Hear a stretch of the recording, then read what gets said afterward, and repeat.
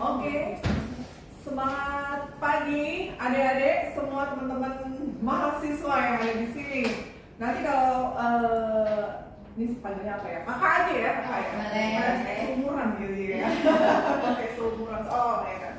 Oke, ketika saya sapa semangat pagi, lalu kalian akan jawab pagi, biar nggak kesiangan. Jadi harus pagi bersemangat ya, tapi tetap harus ekspresif gitu ya, tampilin semua ekspresinya. Oke, hitungan 1, 2, 3, semangat pagi. Biar keren gitu. Kalau semangat pagi semua ya. Oke. Semangat pagi.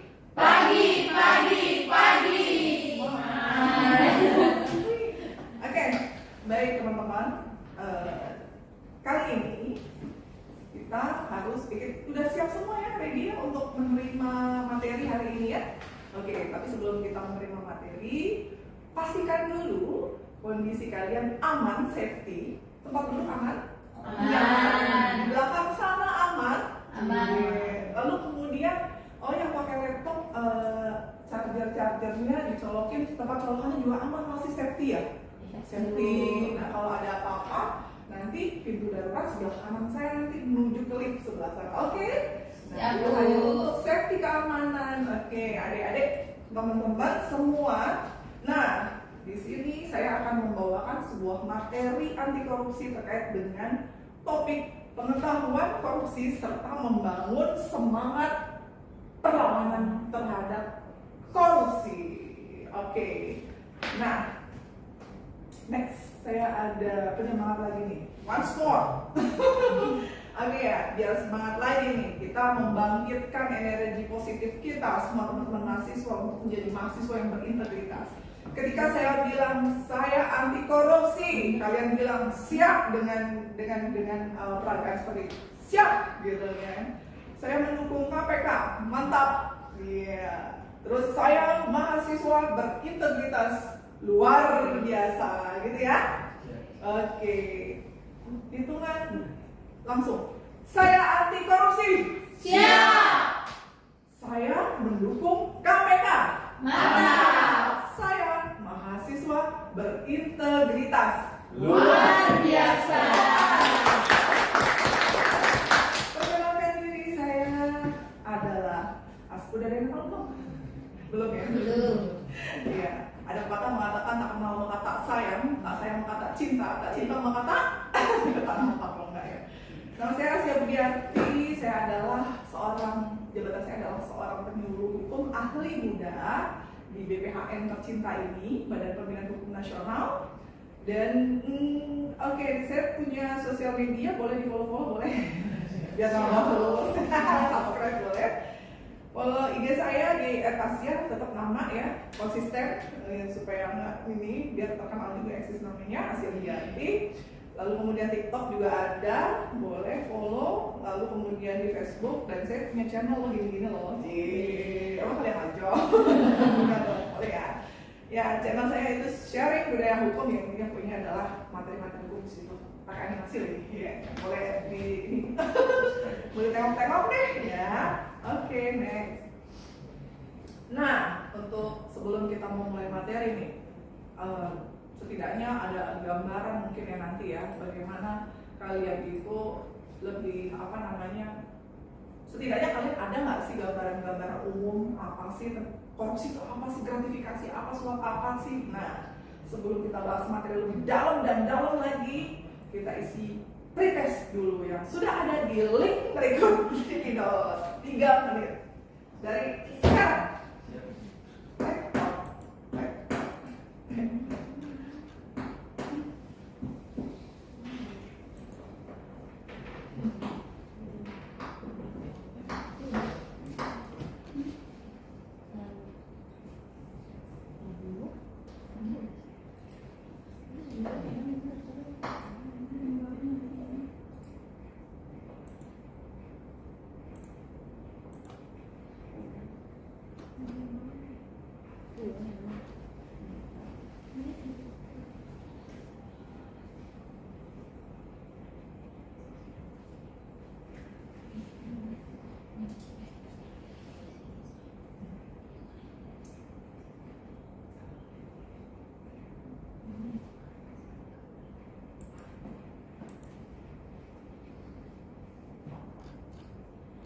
Apakah ada yang bingung? Pusing? Garuk-garuk kepala? Aman ya? Nah,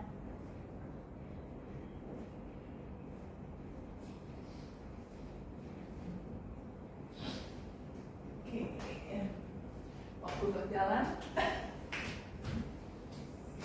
Kesulitan? Enggak?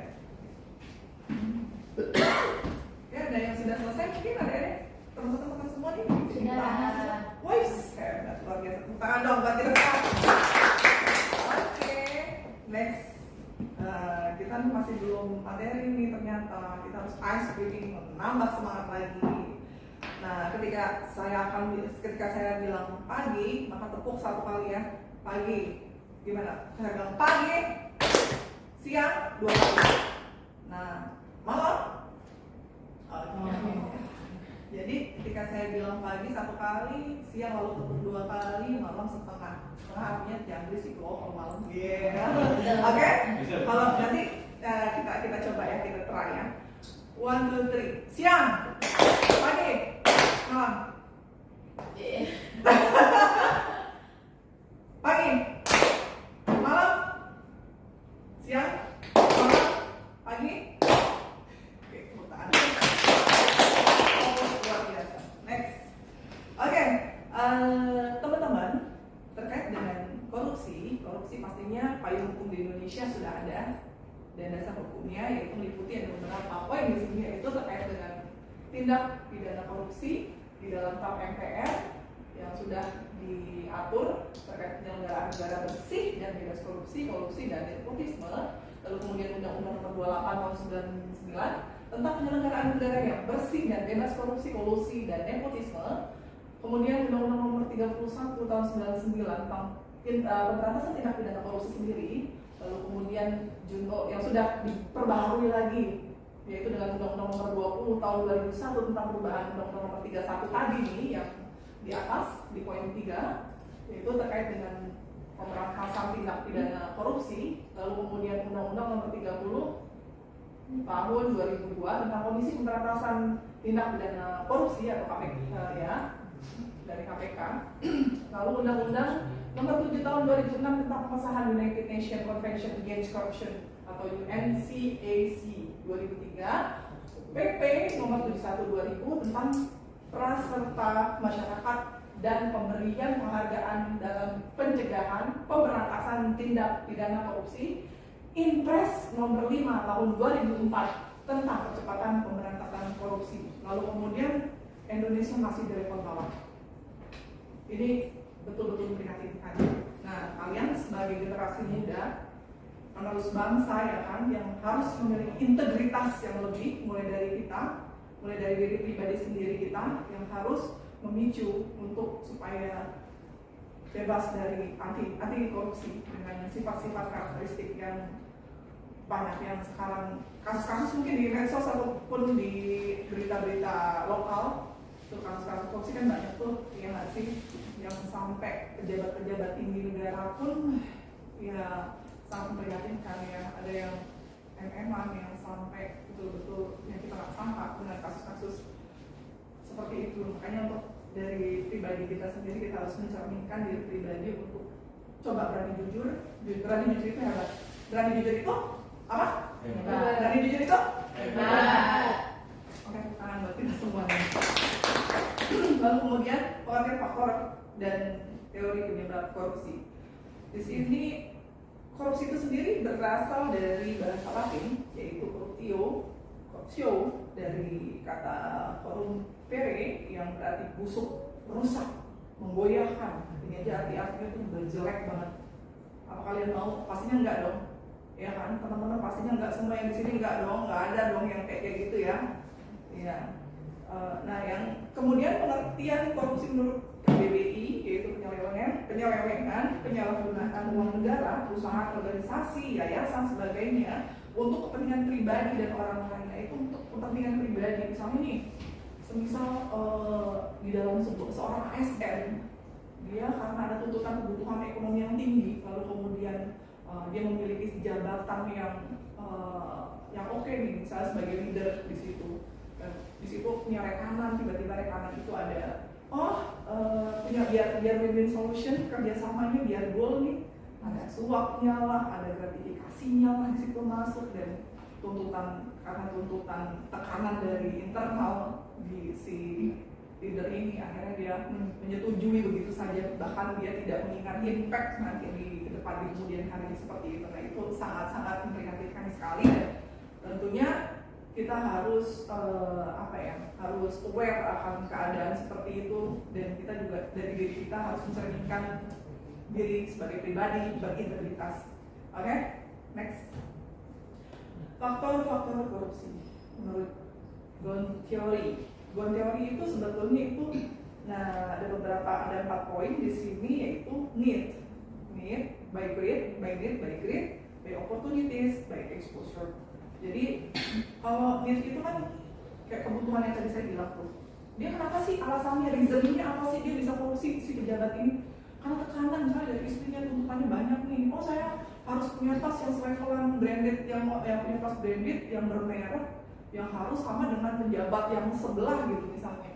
Karena pamer, terus posting dia itu di sosmed ya kan. Nah itu tuh yang berbahaya. Jadi mengakibatkan impact dari istri itu bisa berakibat ke suami yang akhirnya jabatan yang dipertaruhkan di sini. Oke, yang kedua adalah di sini greed gitu kan, yang sifat keserakahan. Yang tadinya punya sedikit nih udah bersyukur harusnya kan. Nah itu disyukuri karena udah harusnya cukup dong gitu kan untuk diri pribadi dan keluarga. Tapi enggak juga ketika melihat ada posisi-posisi yang lebih di sana, ataupun mungkin teman ada yang punya job lain yang memiliki yang jelas punya penghasilan yang lebih, akhirnya dia menuntut untuk oh kalau cuma segini sih sayang ya, gimana kalau saya ngakak aja yang tadinya anggarannya sekian jadi banyak gitu.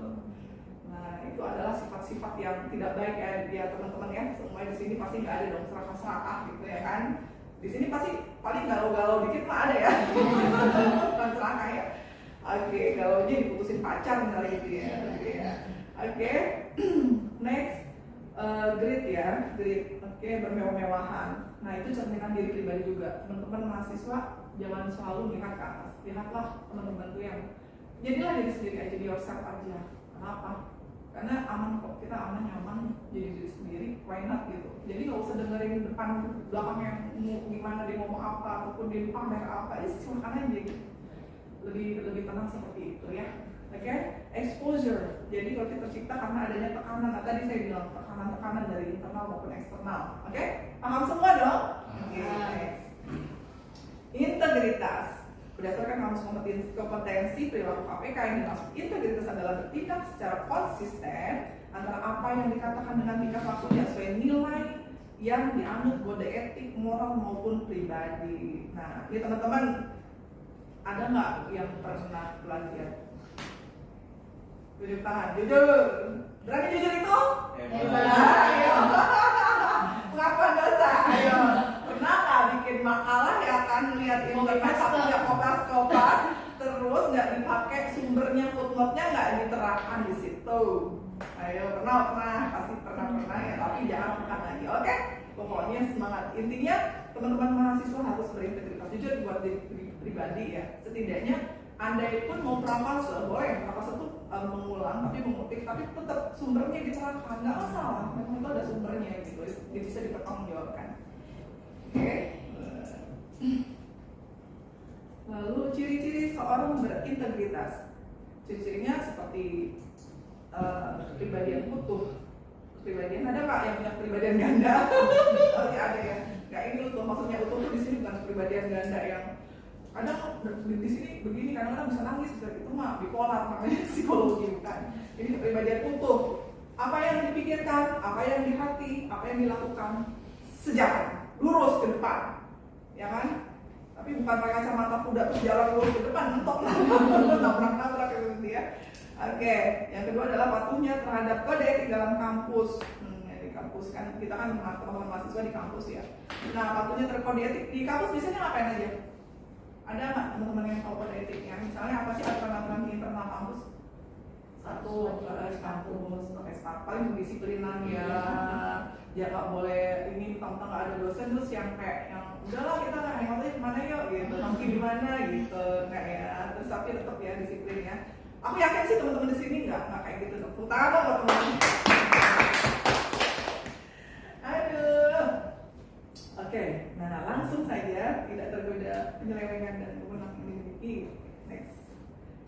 integritas. Ternyata akronimnya ada loh. Di sini namanya Jumat Bersepeda Kakak. Apa? Bisa diulang? Bisa dibaca? Jumat bersepeda kakak. Oh, bagus. Lagi? Jumat bersepeda kakak. Artinya, baca. Yaitu jujur, mandiri, tanggung jawab, berani, sederhana, peduli, disiplin, adil, dan kerja keras.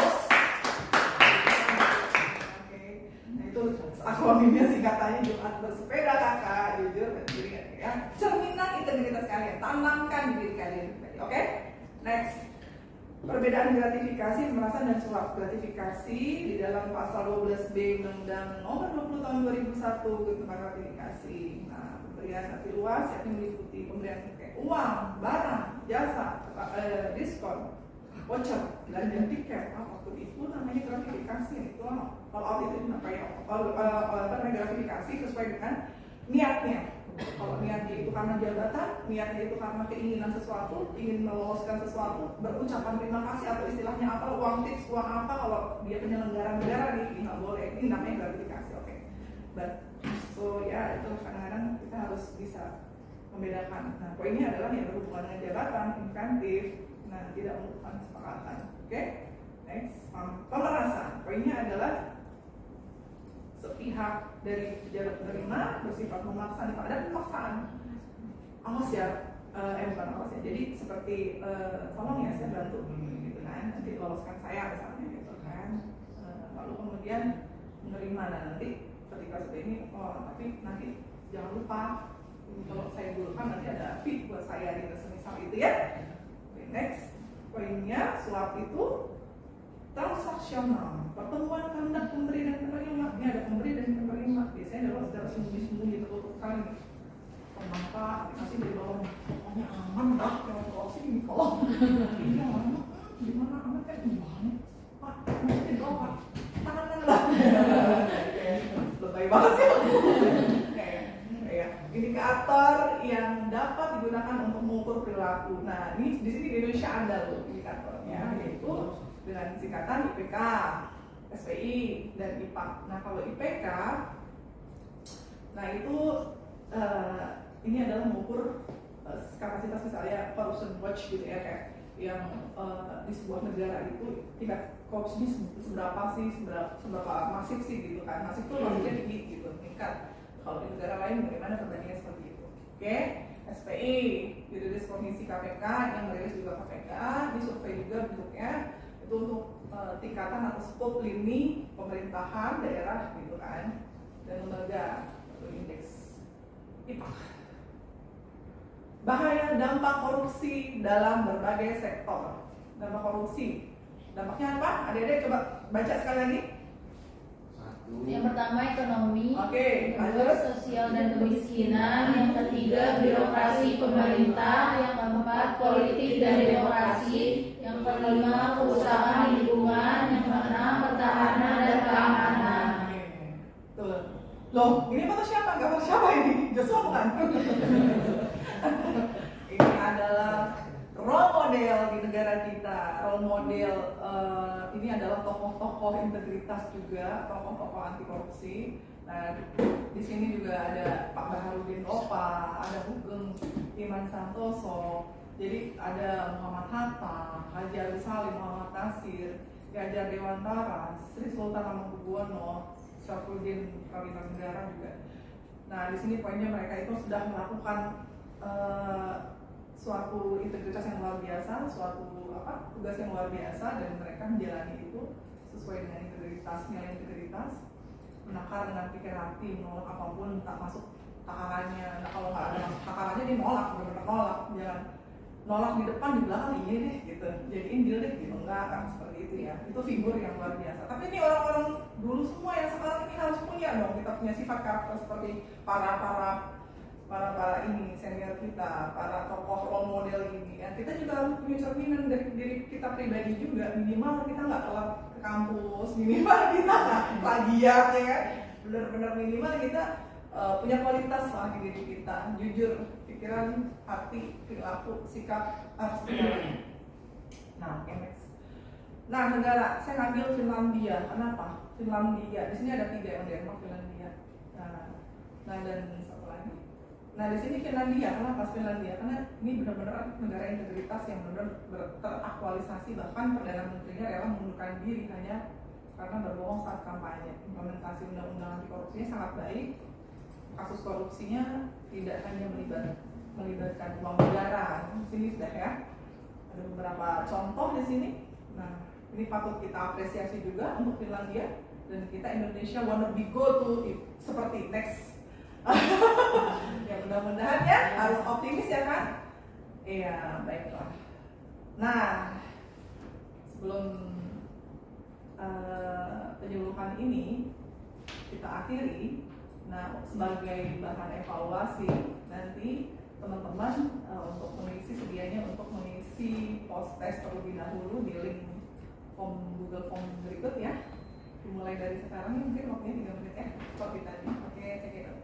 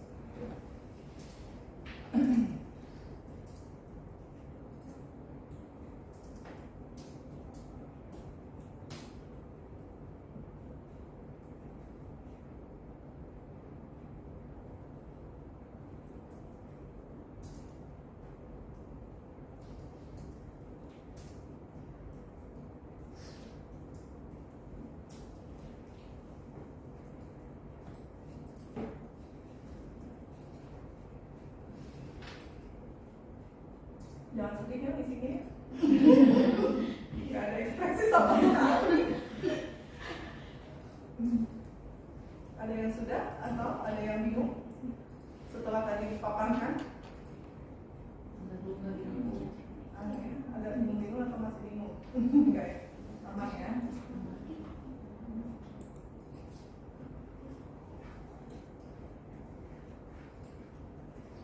Wah, luar biasa, sudah semua selesai. Belum.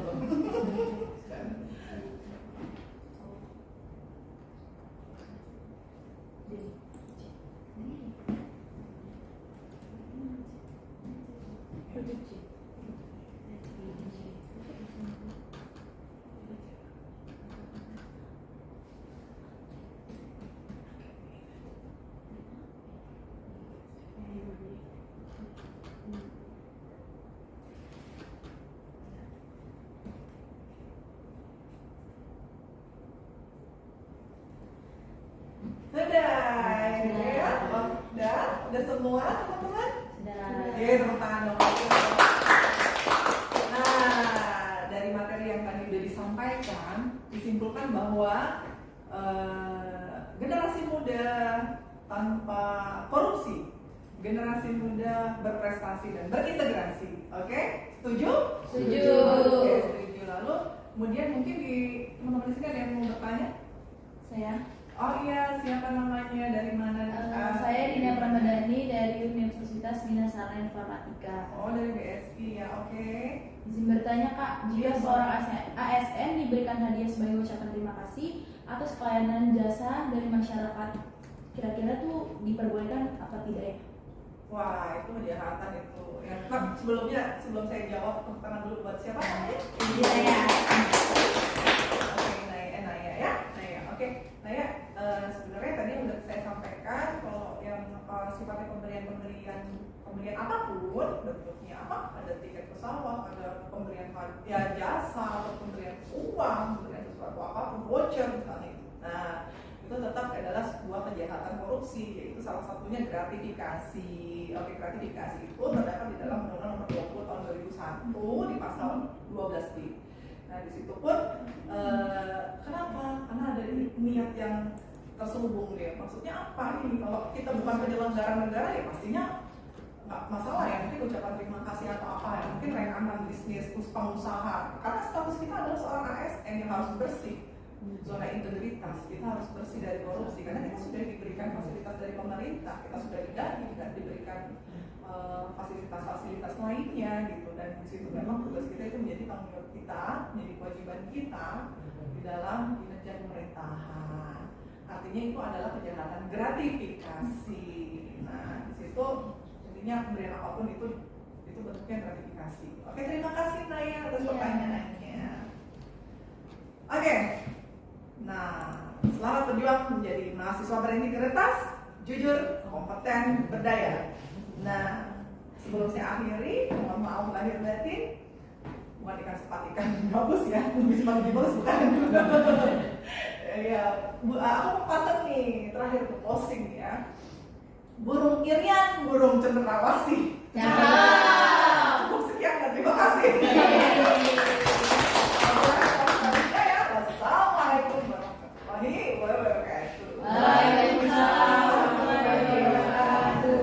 Nanti ada link juga ya nanti ya untuk pengisian evaluasi ya, evaluasi pembawaan dan saya membawakan materi ini seperti apa, seperti kuesioner gitu ya, lalu diisi dengan terima kasih.